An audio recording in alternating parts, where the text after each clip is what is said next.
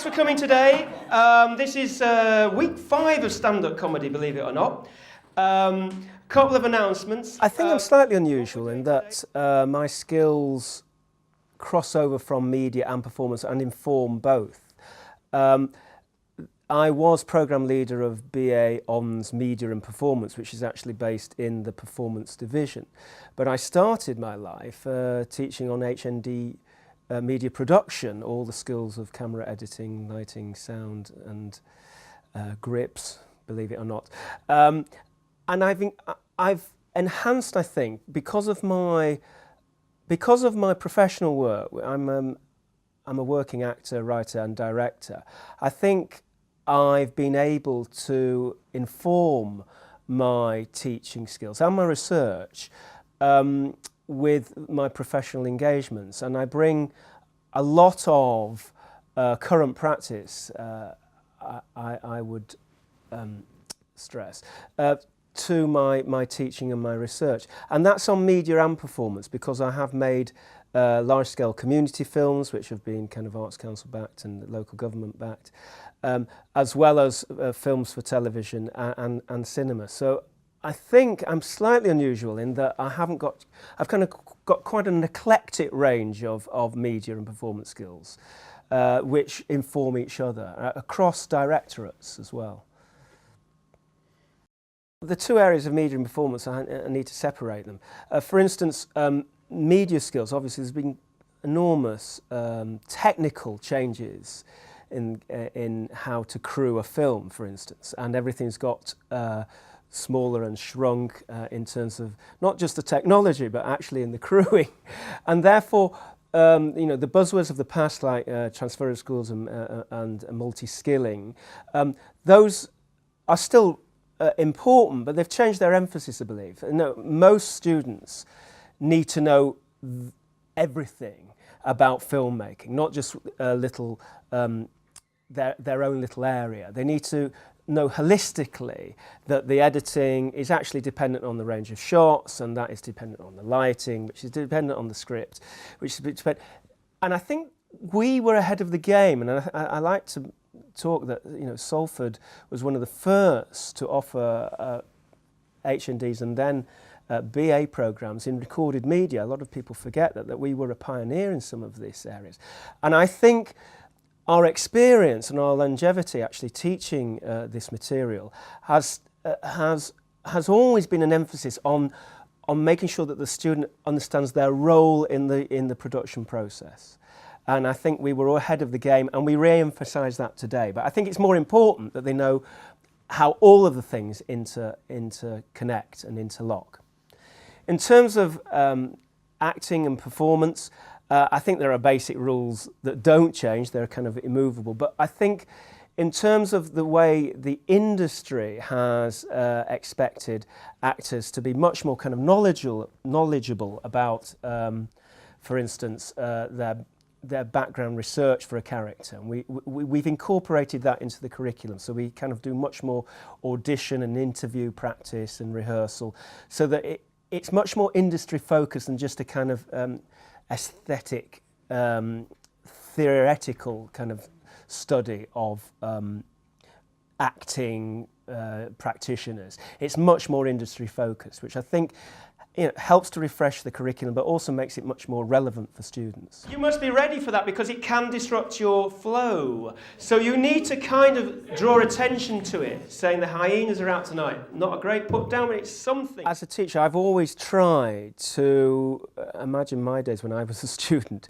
I think the primary concern must be the student experience. I've always held that. And I think refreshing the curriculum is very important, because it's very easy to get stale and repetitive, and I think that ties in with the earlier points I've made about actually being up to date with local, relevant up to date technology, with the new ways of shooting, the equipment, but and also the new protocols within mainstream broadcasters and non-mainstream broadcasters, people like the BBC and ITV, but also independent companies such as Babyco, who have different kind of commissioning protocols and different ways of kind of interfacing with performers and creative people. So I think refreshing the curriculum to reflect these changes in the industry, which have gone through enormous changes in the last 20, 30 years, is very important. Also, I think being open to student ideas. I don't think it should ever be kind of top-down, especially in my work with MA students. There's much more a kind of dialogue going on here.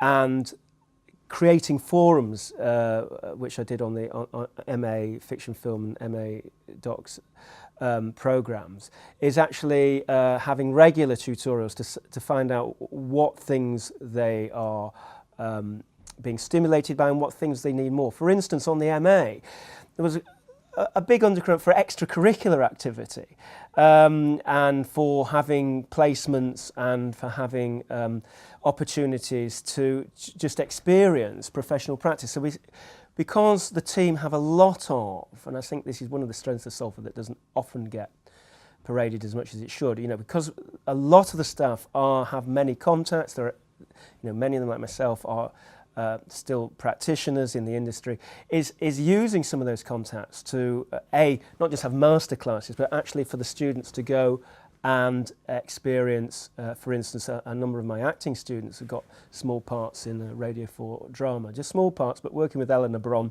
I think that's worth it.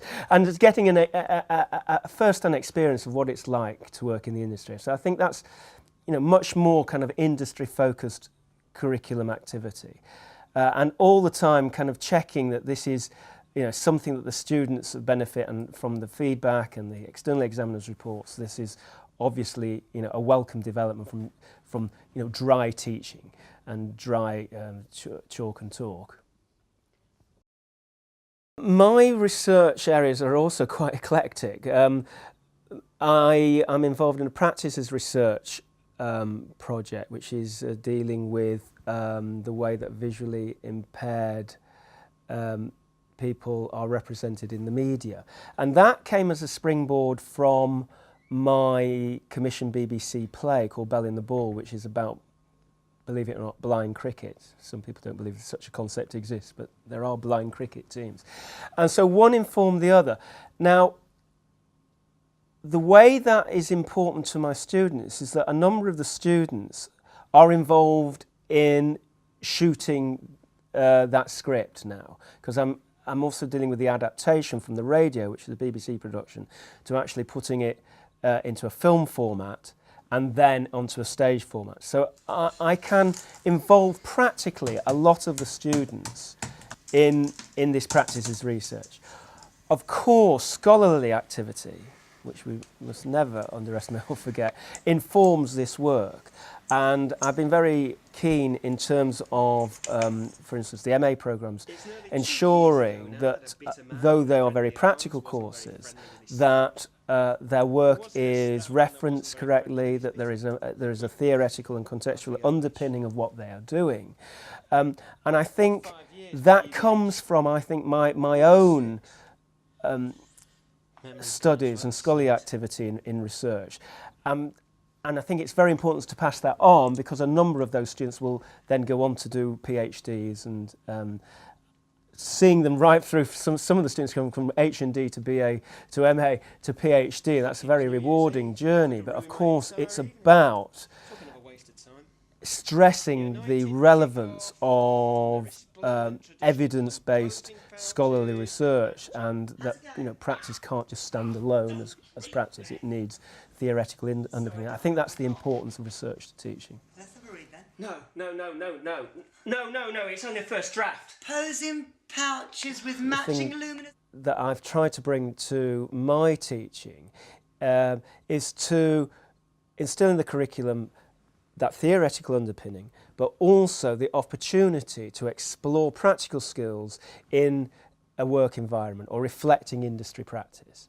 And I think you can do that in many ways, for instance, making the assignments practically orientated, involving other students, involving real life locations, and we've done all that.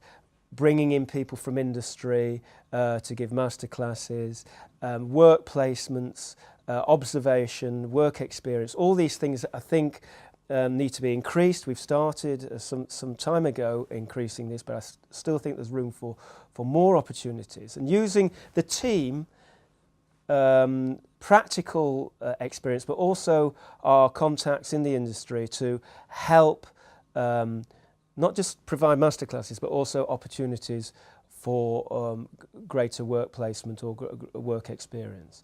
So I think those two areas really of of creating the right culture for the student experience, the right intellectual kind of grounding for the students, but also refreshing the curriculum constantly, making sure it's relevant for today's fast-moving industry, and therefore making our students employable and relevant, and also with the confidence. I think to give them the confidence to actually be the filmmakers and the performers of the future. A lot of the students go on to form their own companies, to form their own theatre companies as well as their own filmmaking companies, so that they can be the providers of material and content in the future.